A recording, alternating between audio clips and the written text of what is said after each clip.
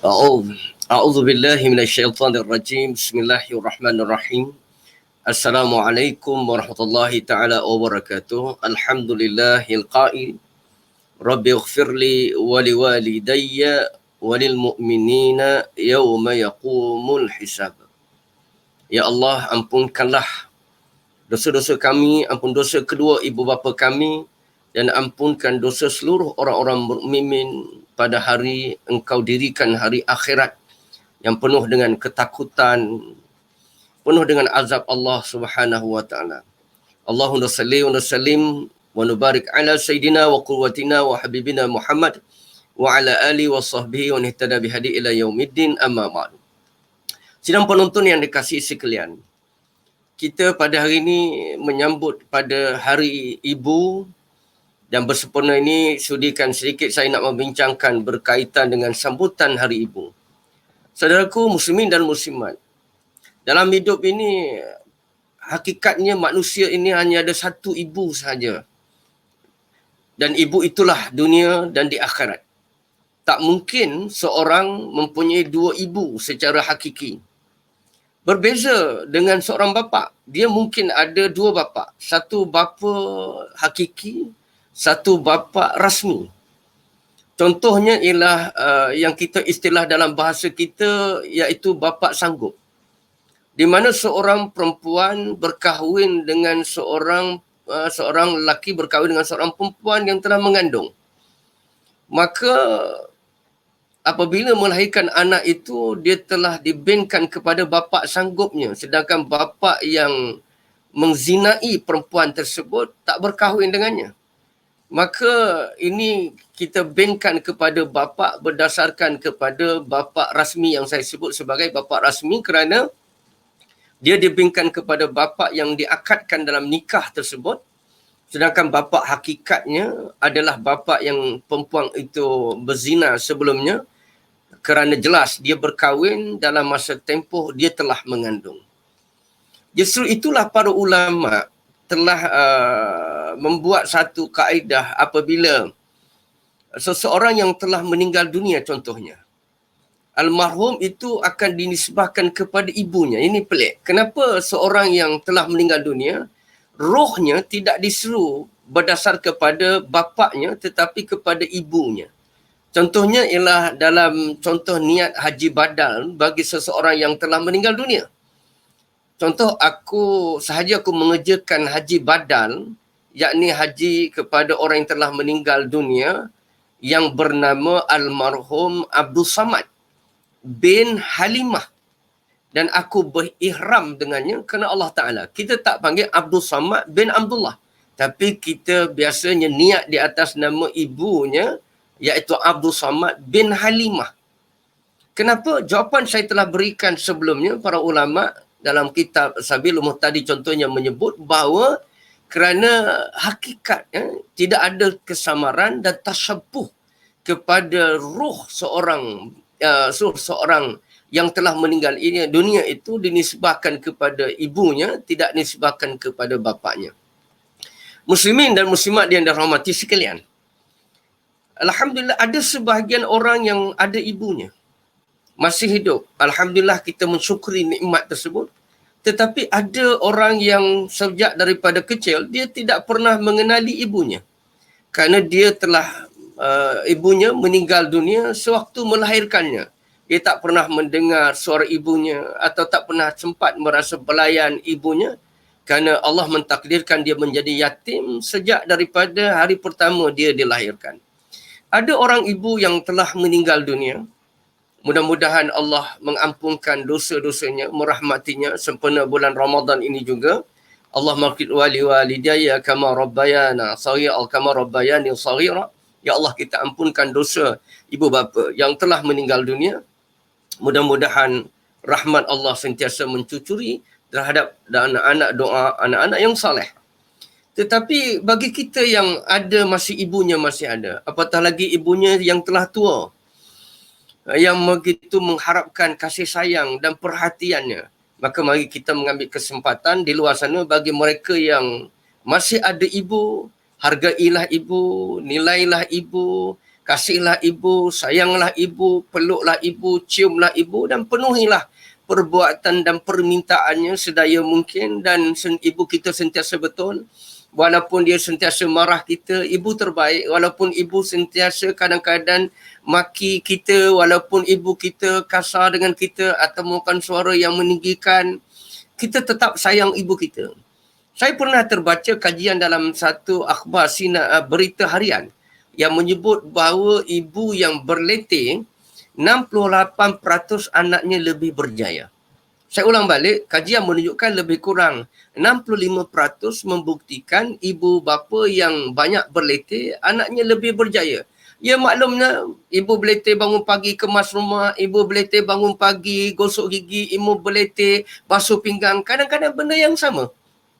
Tetapi ibu kita tak pernah puas, tak pernah letih, tak pernah putus asa untuk menegur dan menasihati kita cuma oleh kerana perkara itu, sebutan itu berulang kali kita sebut sebagai berletih. Sebenarnya tak berletih. Itu nasihat seorang ibu bapa yang terbaik untuk kita seadanya kita hari ini. Alhamdulillah, itulah ibu bapa kita yang melahirkan kita. Saudara yang kekasihi yang rahmati Allah, mengenai hukum sebab itulah dalam Kamus Dewan ada menyebut apa makna Hari Ibu. Hari Ibu dalam Kamus Dewan kita bahasa Malaysia menyebut iaitu hari memperingati, mengenang jasa ataupun menghargai jasa ibu bapa kita yang biasanya disambut pada hari Ahad pada minggu yang kedua setiap tahun. Pada hari Ahad minggu yang kedua bulan Mei pada setiap tahun. Jadi sebab itulah sambutan Hari Ibu ini berbeza berdasarkan kepada hari negara masing-masing. Itu persoalan yang penting yang kita juga nak bincangkan pada tengah hari yang diberkati ini. Apakah hukum kita menyambut Hari Ibu? Saudara muslimin dan muslimat, Atiyah Sakar dalam kitabnya Ahsanul Kalam fil Fatawa menyebut bahawa bila kita sebut perayaan ini ada dua bentuk. Satu perayaan yang disebut sebagai perayaan keagamaan, satu lagi perayaan yang berbentuk keduniawan ataupun duniawi. Jadi saya memudahkan perbincangan supaya kita dapat membezakan di antara di manakah perayaan yang bersifat keagamaan, di manakah bentuk sambutan-sambutan yang bersifat adat. Saya gunakan dua istilah ini. Pertama ialah perayaan yang merujuk kepada bentuk-bentuk perayaan sambutan yang mempunyai nas-nas di dalam agama, yang mempunyai hukumnya di dalam hukum syarak kita secara nasi. Adapun bentuk kehidupan kita yang kita raikan, yang kita sambut, seperti mana hari kebangsaan, hari tentera, hari pekerja, hari ibu, saya namakan dia di bawah istilah sambutan. Jadi di sini ada dua istilah yang berbeza dalam penggunaan saya.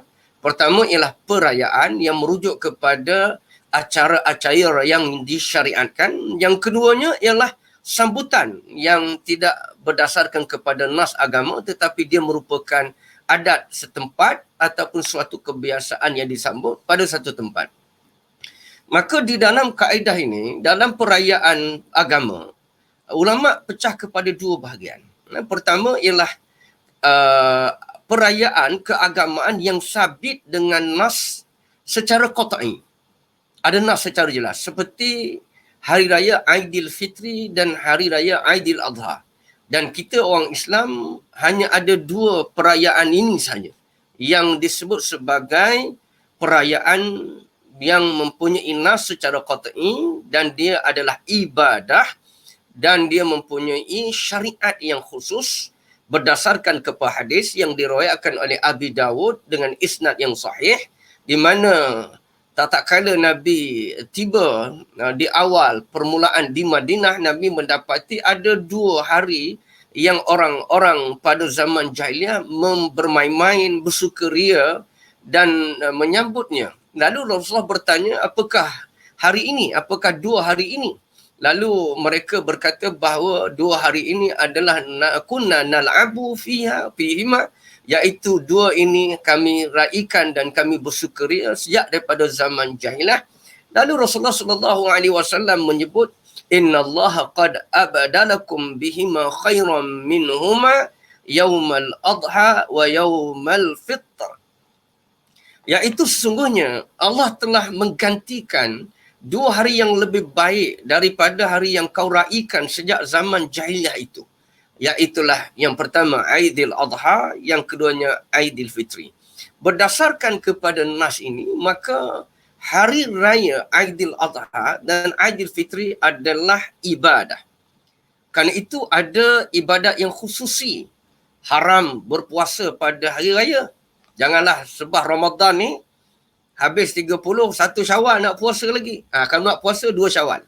Sebab apa? Ustaz, saya tak puas hatilah puasa tahun ni. Nak tambah lagi 1 hari, 1 Syawal. Saya tak pernah buat lagi 1 Syawal. Jangan. Puasanya batal, tak sah, lagi haram. Bukan pada yang didapat, tapi bala yang didapat. Jadi itu kita perlu hati-hati kerana ada syariat di situ. Ada hari yang kita tak dibenarkan berpuasa. Pakai baju baru, mandi sunat hari raya, saja aku mandi hari raya. Tapi jangan saja aku mandi sunat hari raya 2 rakaat ikut imam pula.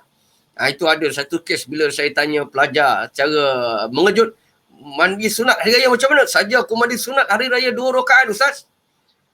Itu macam-macam lah. Jadi tuan-tuan, saja aku mandi sunat hari raya kerana Allah Ta'ala. Sunat pakai baju baru, bertakbir, bertahmid. Dan juga sunat dikorbankan pada hari raya korban. Maka ini kita tak boleh tambah. Dan kita tak boleh melakukan bid'ah. Yang kedua, hari raya, perayaan yang tidak ada nas secara qat'i, tetapi ada nas secara zanni. Sepertinya sambutan perayaan Maulidin Nabi sallallahu alaihi wasallam. Sambutan Al-Hijrah, bahkan kita cuti. Nuzul Quran, kita cuti di Malaysia. Maka apakah hukumnya? Khilaf ulama. Yang pertama ialah ulama, khususnya ialah daripada ulama yang di Saudi, kebanyakan mereka mengatakan bid'ah dalalah, seperti mana Albani bin Bas mengatakan Maulidin Nabi adalah bid'atun dalalah. Manakala kita mazhab ataupun majoriti ulama di Mesir, di Malaysia dan sebagainya, termasuk perkara khilafiyah yang diharuskan untuk kita meraihkan dan menyambutnya berdasar kepada dakwah, kerana kita nak mengembangkan Islam, memperingatinya bukan mengkhususkan hari tertentu, maka kita mengharuskan sambutan Maulidin Nabi yang termasuk daripada perayaan tetapi tidak mempunyai nas yang sarih, tetapi nas yang bersifat az-zanni. Yang kedua, bentuk yang kedua ialah perayaan dalam bentuk keduniaan atau duniawi. Ini juga kita pecahkan kepada 2 bahagian. Yang pertama, bahagian pertama ialah perayaan duniawi yang maksiat, yang jelas bertentangan dengan hukum syarak. Sama ada bersifat maksiat atau berunsur syirik. Seperti Valentine Day, Hari Kekasih, pemujaan pantai. Ini sambutan yang jelas bercanggah dengan hukum syarak. Maka segala perbuatannya, aktiviti, acara bersempena sambutan hari ini adalah haram secara mutlak. Beri bunga pada kekasih pada hari Valentine Day ataupun apa-apa berbentuk kerana asal kepada sambutan hari ini adalah bercanggah dengan hukum syarak. Maka jangan kata pula saya Ustaz, kalau sambut hari kekasih mengikut hukum syarak. Itu susahlah saya nak lagi cakap. Bagaimana ya? Ustaz, saya sambut hari kekasih tapi saya penuh dengan kesopanan dan kesusilaan. Saya bawa keluar kekasih saya minta izin Ustaz. Minta izin dengan mak bapak dia bagi Ustaz. Mak bapak kau izin ke, mak bapak kau tak izin ke, itu cerita lain. Tetapi Allahu Rabbul Jalalah tidak mengizinkan kamu bawa keluar kekasih kamu, membonceng motosikal pula, berpeluk-peluk pula, keluar semata-mata hari kekasih, kerana tidak ada ta'ah dalam perkara yang maksiat kepada Allah. Yang kedua, yang kita nak masukkan perbincangan pada hari ini ialah sambutan adat yang tidak bercanggah dengan prinsip syarak. Seperti mana sambutan hari kebangsaan, sambutan hari ibu, sambutan hari pekerja. Apakah hukum dalam perkara ini? Ini pun juga sebenarnya kalau kita detail dan perincikan, ulama pecah kepada 2 bahagian. Sepertama ialah saya terus dulu pada pendapat yang saya kumpul daripada pendapat di Arab Saudi, iaitu Syekh Ibn Baz, Syekh Usaimi dalam kitab-kitab mereka, contohnya fatwa-fatwa mereka seperti Al-Islamiyah, fatwa-fatwa Al-Fatawa Islamiyah lil Ashabil Fadilah Al-Ulama. Saya telah merujuk di mana mereka kebanyakan mereka ulama di Arab Saudi secara jelas memasukkan sambutan Hari Ibu termasuk bid'atun dalalah yang tidak dibenarkan di dalam syarak, termasuk memberi bunga dan hadiah. Saya jumpa satu fatwa yang ditanya kepada dalam buhus ataupun dalam fatwa, iaitu fatwa Asy-Syabakah. Seorang bertanya, ma hukmu hadiyatu, apa dia hadiyatil, apa hukum menghadiahkan bunga kepada ibunya sempurna Hari Ibu? Dia menjawab bahawa ini juga termasuk perkara yang diharamkan kerana memberi bunga tersebut pada hari yang khusus yang tidak dikhususkan oleh syarak. Bahkan dia menganjurkan kepada penanya tersebut supaya kalau juga untuk memberi bunga sebagai penghargaan kepada ibu, adakah lebih baik memberi pada keesokan harinya atau tidak hari ibu itu, untuk mengelakkan daripada syubhat kita meraihkan sempurna dengan perayaan yang sempurna hari yang khusus. Mereka berdalilkan juga bahawa al-yawma akmaltu lakum dinakum wa atmamtu alaikum ni'mati wa raditu lakumul Islam din. Sesungguhnya agama Islam ini telah sempurna. Maka kesempurnaan ini tak perlu ditokok tambah. Tidak ada sejarah atau suatu bukti bermula pada zaman Nabi SAW dan salafus salih, mereka itu menyambut Hari Ibu, sedangkan tidak ada orang menyintai ibu, menghargai ibu, menandingi ibu, menandingi para sahabat. Maka pandangan mereka menyebut bahawa menyambut Hari Ibu bererti mengkhususkan satu hari yang tidak diadakan dalam agama. Itu pandangan mereka. Manakala pandangan yang kedua, iaitu pandangan yang di Mesir, contohnya Ali Jum'ah, Atiyah Saqar, pandangan di Palestin, pandangan di Jordan, termasuk pandangan kita di Malaysia, memilih sambutan Hari Ibu adalah harus. Tidak diharamkan. Ada satu poin yang penting sebenarnya yang perlu kita lihat, iaitu pertamanya ialah sejarah sambutan Hari Ibu. Itu juga menjadi pertikaian. Dalam maklumat Wikipedia yang saya sempat akses menyebut bahawa sambutan Hari Ibu ini berpunca atau bersumberkan daripada pemujaan keagamaan purba ataupun Yunani purba, yang di mana mereka telah menyambut iaitu Cibili, ibu kepada dewa-dewi Yunani yang agung, di mana perayaan itu diadakan pada musim bunga, yang mana bertepatan pada pada 15 hingga 18 Mac, di mana orang-orang Rom Burma ataupun orang-orang Rom purba menyambut sebuah perayaan yang bernama Metronalia. Perayaan Metronalia yang mereka sambut pada sekitar bulan Mac, yang memperingati Dewi Jona, dan ibu lazimnya bila mereka akan mendiahkan sesuatu pemujaan kepada hari tersebut. Ini yang menjadi pertikaian. Sebab itulah ulama Saudi lebih cenderung melihat asal sumber kepada perayaan ini bukan berasal daripada perayaan adat semata-mata, tetapi berlatar belakang kepada pemujaan yang bersifat dewa-dewi. Dan yang terjelas, jika ada unsur pemujaan dewa-dewi ini adalah sesuatu yang diharamkan. Itu yang sangat tegas dimasukkan oleh fatwa-fatwa daripada Saudiah yang perlu kita berikan perhatian. Namun fatwa kita di Mesir dan orang atau golongan yang kedua menyatakan harus, dia tidak melihat daripada itu. Dia tidak melihat dari sudut itu kerana tidak ada satu pun yang dilihat daripada amalan-amalan orang-orang Islam yang menyambut Hari Ibu itu berbentuk sifat pemujaan kepada dewa-dewi ataupun menyutuskan satu ibadat khusus sepertinya hendaklah diberikan bunga ataupun adanya ibadat khusus seperti mana menziarahinya atau sebagainya. Tidak ada. Yang ada adalah ibadat-ibadat secara umum yang mereka itu sambut sempurna sebagai suatu hari yang memperingati dan mengenangkan jasa. Dan ini termasuk di dalam umum ayat wawasainal insana biwalidayhi hamalatuhu ummuh wahnan ala wahnin wa fisaluhu fi amain anishkur li wa liwalidayka wa ilayyal masir. Suratul Luqman ayat 14.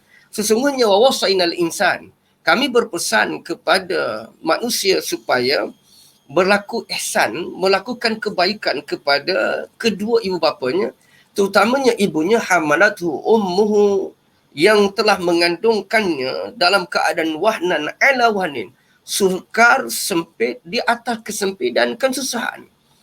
Kemudian wa fisaluhu fi amain, dan bukan sekadar itu, dia melepaskan susu selama 2 tahun, bukan saja mengandung 9 bulan yang penuh dengan cabarannya, tetapi terpaksa pula menyusukannya selama 2 tahun.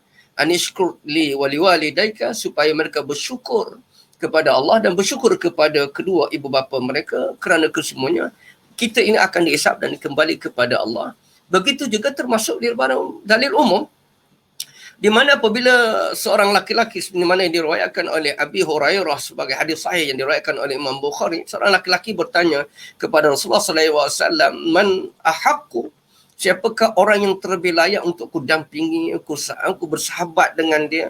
Qala Rasulullah SAW sebanyak 3 kali, ummuka summa maqaman, sama dia bertanya summa man, qala ummuka, iaitu ibumu, selepas 3 kali. Summa man, dia bertanya lagi, siapa ya Rasulullah? Lalu Rasulullah bercakap, summa, kemudian abuka, bapakmu, barulah lelaki itu diam.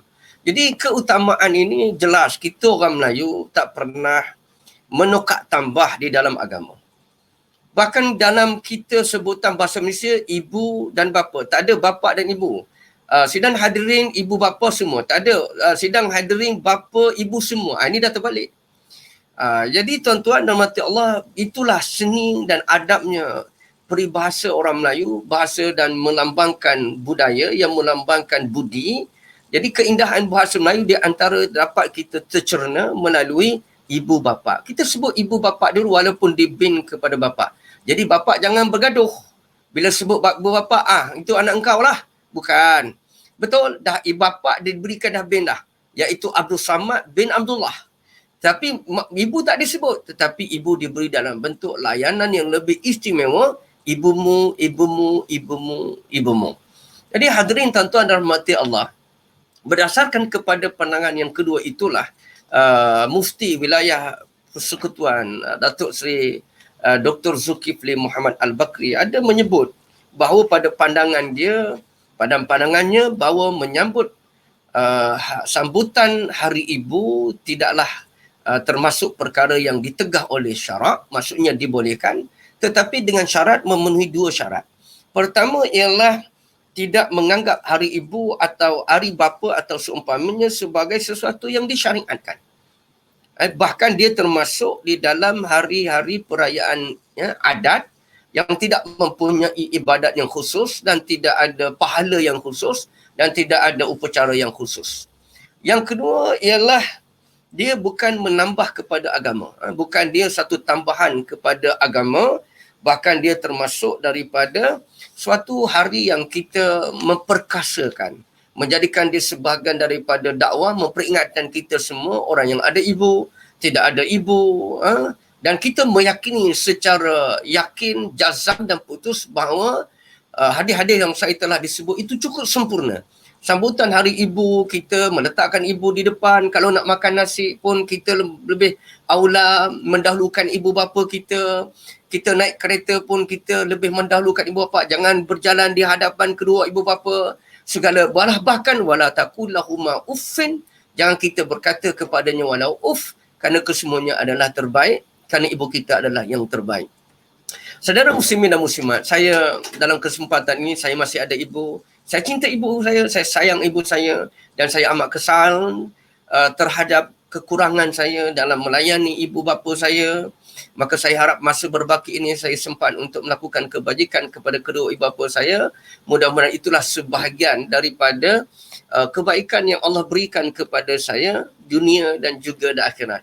Muslimin dan muslimat yang dirahmati Allah, mari kita sama-sama menghargai ibu bapa kita. Mari sama-sama kita menghargai bapa kita dengan sebaik-baiknya, kerana kita hanya ada ibu dan bapa, radallahu, kerana redha Allah itu berada pada redha ibu kita, ayah kita, dan murka Allah itu berada pada murka Allah, memurka ibu kita, murka ayah. Ingat kenapa? Kerana mereka itu adalah sebab wujudnya kita. Dari hati saya, wallahu alam, Allahumma afiq lana walakum walisairil muslimina muslimat. Wassalamualaikum warahmatullahi wabarakatuh. Tak jumpa sih soalan tak naik.